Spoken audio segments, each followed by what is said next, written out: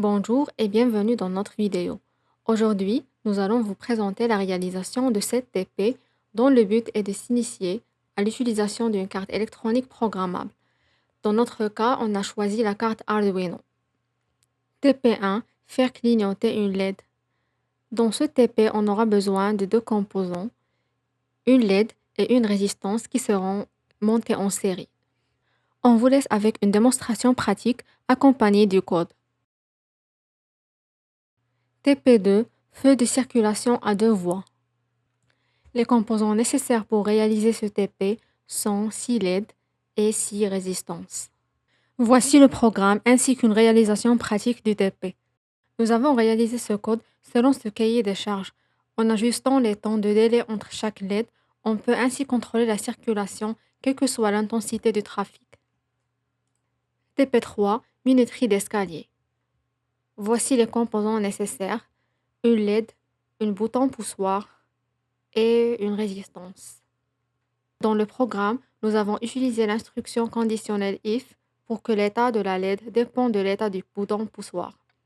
Nous avons également introduit un délai lorsque la LED est allumée. Dans notre cas, nous avons défini un délai de 300 millisecondes conformément au cahier des charges. TP4, afficheur 7 segments. Le but de ce TP est de réaliser un comptage de 0 à 9. Les composants nécessaires sont un afficheur 7 segments et des résistances. Voici une réalisation pratique de TP avec le code. Dans ce programme, nous avons traité chaque segment de l'afficheur comme une output et nous avons allumé ou éteint chaque segment en fonction du nombre que nous souhaitons afficher.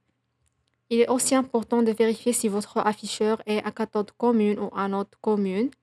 Si c'est une cathode commune, vous devez relier les broches 8 et 3 à la masse.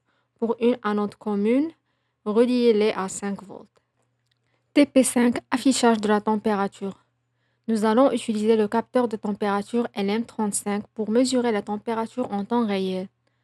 Dans le code, nous allons introduire une nouvelle fonction, SerialBegin, qui définit le débit de données en bits par seconde pour la transmission des données série afin de communiquer avec le Serial Monitor. TP6, moteur à courant continu. Dans ce TP, on va faire fonctionner un moteur à courant continu tout en contrôlant sa vitesse grâce à une carte Arduino et à la modulation de la largeur d'impulsion PWM, Pulse Width Modulation. Le transistor est utilisé ici pour connecter le moteur à une source d'alimentation externe tout en étant contrôlé par l'Arduino.